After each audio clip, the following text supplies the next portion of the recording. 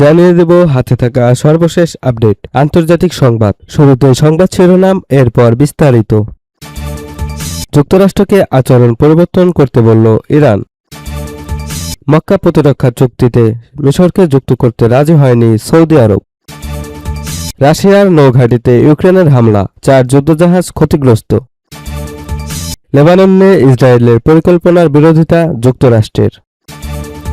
যুক্তরাষ্ট্রকে আচরণ পরিবর্তন করতে বলল ইরান। মার্কিন প্রেসিডেন্ট ডোনাল্ড ট্রাম্প সম্প্রতি দাবি করেন হরমুজ প্রণালীর উপর সম্পূর্ণ নিয়ন্ত্রণ রয়েছে যুক্তরাষ্ট্রের। তবে আমেরিকাকে আচরণ পরিবর্তন করতে বলে ওই দাবি প্রত্যাখ্যান করেছে ইরান। একই সঙ্গে তেহরান জানিয়েছে যুক্তরাষ্ট্র যদি ইরানের শর্ত মেনে নেয় তবেই কৌশলগতভাবে গুরুত্বপূর্ণ এই নৌপথ খোলা হবে, অন্যথায় ইরানের হাতেই থাকবে এ পথের নিয়ন্ত্রণ। মঙ্গলবার ইরানের সুপ্রিম ন্যাশনাল সিকিউরিটি কাউন্সিলের সদ্য নিযুক্ত সচিব মোহসেন রেজাই তেহরানে নিযুক্ত চীনের রাষ্ট্রদূত কং পেওকে একথা জানান। দেশটির আধা সরকারি তাসনিম নিউজ এজেন্সির বরাতে রয়টার্স জানিয়েছে, রেজাই বলেন আমেরিকা তার আচরণ পরিবর্তন না করা এবং ইরানের শর্ত মেনে না নেওয়া পর্যন্ত হরমুজ প্রণালী খোলা হবে না। এর আগে ট্রাম্প দাবি করেন হরমুজ প্রণালীর উপর যুক্তরাষ্ট্রের সম্পূর্ণ নিয়ন্ত্রণ রয়েছে। তিনি বলেন প্রণালীটির নিয়ন্ত্রণ ইরানের হাতে নেই, যুক্তরাষ্ট্রের হাতেই রয়েছে। তবে বাস্তবতা বলছে ভিন্ন কিছু। ইরানের অবস্থান অনুযায়ী হরমুজ প্রণালী পুনরায় খুলতে যুক্তরাষ্ট্রকে যুদ্ধের অবসান সহ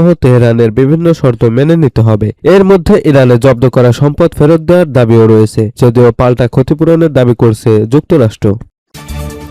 মক্কা প্রতিরক্ষা চুক্তিতে মিশরকে যুক্ত করতে রাজি হয়নি সৌদি আরব। সৌদি আরব গত সপ্তাহে তুরস্ক ও পাকিস্তানের সঙ্গে স্বাক্ষরিত হওয়া মক্কা প্রতিরক্ষা চুক্তিতে মিশরকে অন্তর্ভুক্ত করার বিষয়ে বিরোধিতা করেছিল। বিষয়টি নিয়ে আলোচনার সঙ্গে যুক্ত 3 সৌদি সূত্র মিডল ইস্ট আইকে এ তথ্য জানিয়েছে। সৌদি রাজ পরিবারের সাবেক জ্যেষ্ঠ উপদেষ্টা বলেছেন, আপাতত সৌদি আরব মিশরকে এই চুক্তিতে নিতে চায়নি। নাম প্রকাশ করা না শর্তে 3 এই সূত্রই জানিয়েছে। সৌদি আরবের এই অবস্থানের মূল কারণ হল মিশরের প্রেসিডেন্ট আবদেল ফাতাহ আল সিসির সরকারের উপর রিয়াদের ক্রমবর্ধমান অসন্তোষ।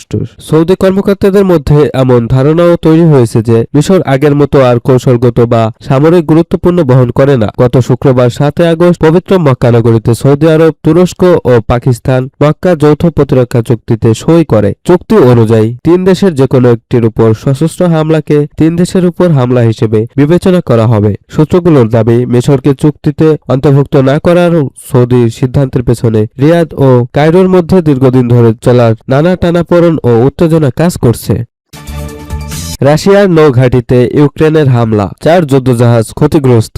কৃষ্ণ সাগরের রাশিয়ার নৌঘাঁটি নভরস্কিকে বড় ধরনের হামলা চালিয়েছে ইউক্রেন। এতে অন্তত 4টি রুশ যুদ্ধজাহাজ ক্ষতিগ্রস্ত হয়েছে। এছাড়া এই হামলায় শিশুসহ 3 জন নিহত ও 24 জন আহত হয়েছে বলেও জানিয়েছে রুশ কর্তৃপক্ষ।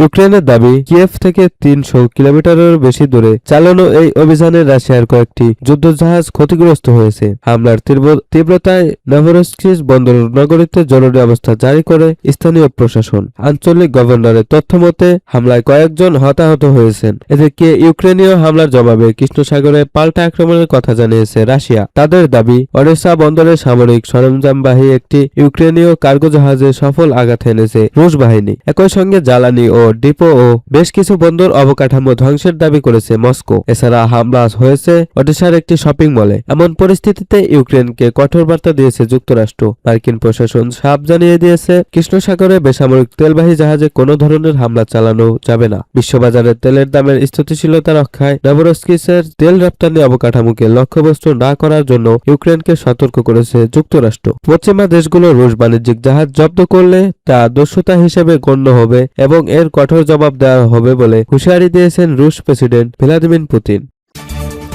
লেবানন নিয়ে ইসরায়েলের পরিকল্পনার বিরোধিতা যুক্তরাষ্ট্রের। লেবাননে স্থায়ীভাবে ইসরায়েলের সেনাবাহিনী উপস্থিতির ধারণা প্রত্যাখ্যান করেছে যুক্তরাষ্ট্র। এর কয়েক ঘণ্টা আগে ইসরায়েলের প্রতিরক্ষা মন্ত্রী ইসরায়েল কাটজ জানিয়েছিলেন, দক্ষিণ লেবাননের তথাকথিত নিরাপত্তা অঞ্চলে ইসরায়েলি সেনারা অবস্থান করবে। মার্কিন পররাষ্ট্র দপ্তরে এক কর্মকর্তা আল আরাবিয়াকে বলেন, লেবানন ও ইসরায়েলের মধ্যে যে কাঠামোগত চুক্তি হয়েছে সেটি মেনে চলবে, এমনটাই ওয়াশিংটন সব পক্ষের কাছ থেকে প্রত্যাশা করে। তিনি বলেন, যুক্তরাষ্ট্র আশা করে সব পক্ষই সম্মত কাঠামো অনুযায়ী কাজ করবে। ইসরায়েল স্পষ্টভাবে জানিয়েছে যে লেবাননের ভূখণ্ড নিয়ে তাদের কোনো উচ্চাকাঙ্ক্ষা নেই। এর আগে সোমবার দক্ষিণ লেবানন সফরের সময় ইসরায়েলি প্রতিরক্ষা মন্ত্রী কাটোস বলেছিলেন, ইসরায়েলি সেনারা সেখানে থাকার জন্যই এসেছে। তিনি আরও বলেন, প্রধানমন্ত্রী ও আমি স্পষ্ট করে দিয়েছি, এই নিরাপত্তা অঞ্চল থেকে আমরা সরে যাচ্ছি না। যুক্তরাষ্ট্রের মধ্যস্থতায় তৈরি যুদ্ধবিরতির কাঠামো অনুযায়ী লেবানন ভূখণ্ড থেকে ইসরায়েলি সেনাদের পুরোপুরি প্রত্যাহার এবং ইরান সমর্থিত হিজবুল্লাহ নিরস্ত্রকরণের কথা বলা হয়েছে। মার্কিন পররাষ্ট্র দপ্তরে ওই কর্মকর্তা বলেন, দক্ষিণ লেবাননে ইসরায়েলের স্থায়ী সামরিক উপস্থিতি চুক্তিতে দেওয়া প্রতিশ্রুতির সঙ্গে